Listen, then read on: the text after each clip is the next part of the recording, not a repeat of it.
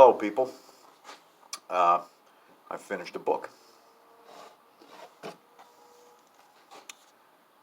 Gettysburg. The Confederate High Tide.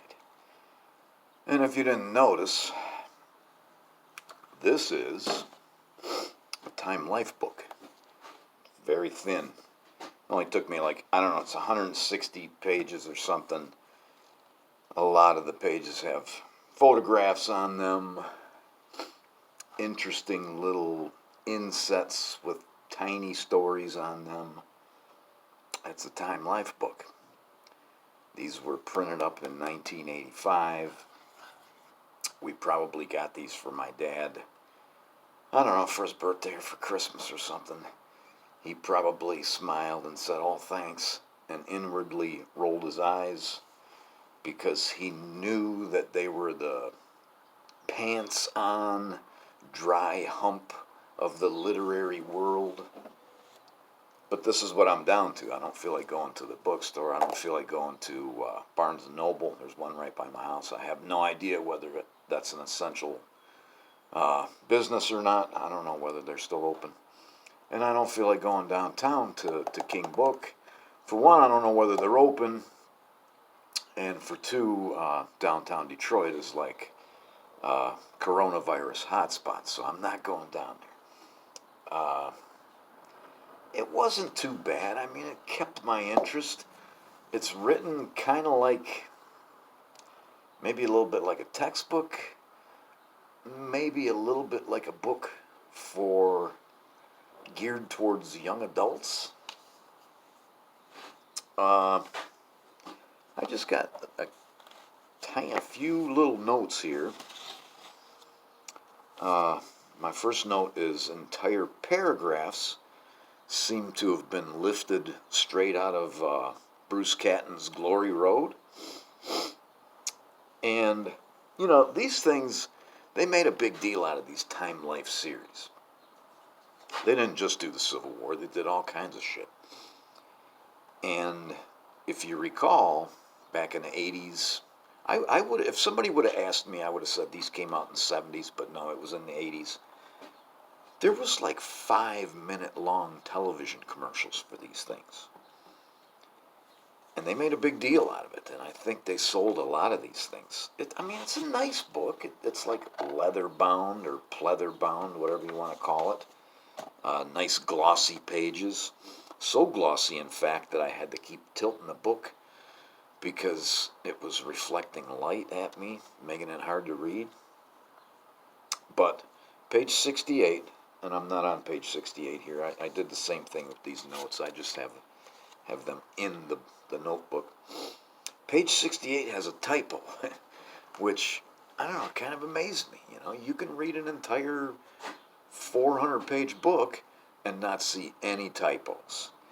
And this, it repeats the word "the."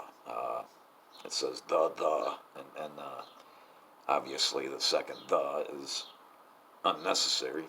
Maybe it's the first "the." I don't know. But and my little mark after this was, did Trump proofread this?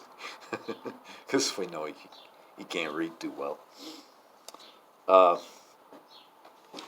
They hint around that Lee was sick at Gettysburg, that Lee wasn't his old self, and they also hint around about disagreements between Longstreet and Lee.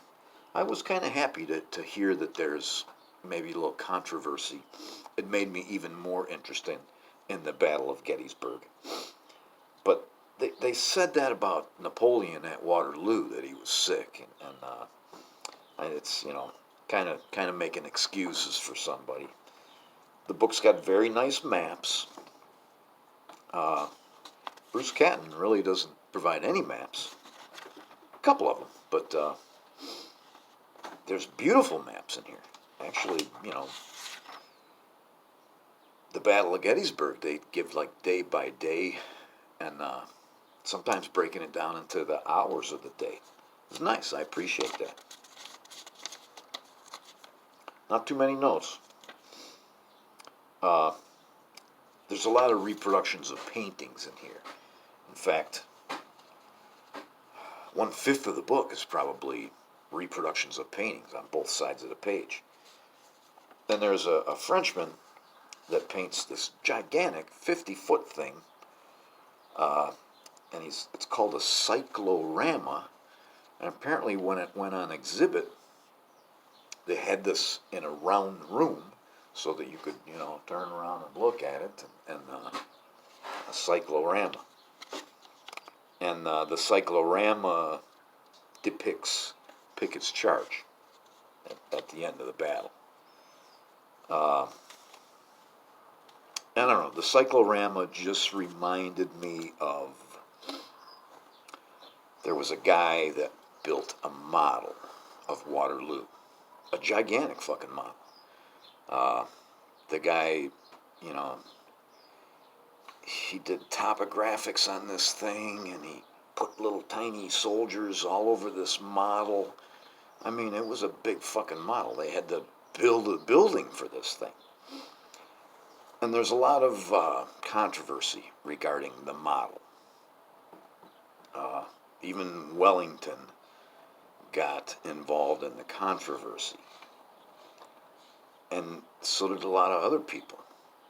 None of the Prussians ever got involved in it. They weren't allowed to get involved with it. The British government was going to pay for the cost of making this model, but at the last minute they withdrew their support. So the guy that built the model had to go to officers that were involved with Waterloo and ask them to contribute. So when they contributed, they would say, "Hey, why don't you put my men over here and put them there, an hour earlier than they actually were." There's a lot of controversy surrounding the model. The book ends extremely abruptly with Lincoln saying something like, "We had them," because Meade is in charge at Gettysburg. Meade literally, when Gettysburg ends, it's a 3-day battle.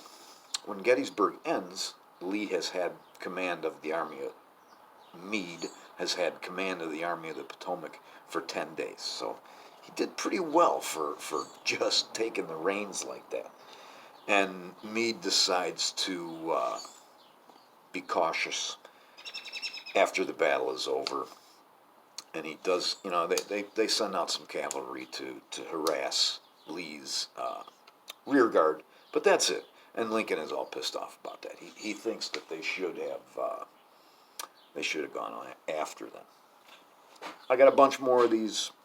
I'm probably going to read a couple more of them. It wasn't all that bad. Thanks.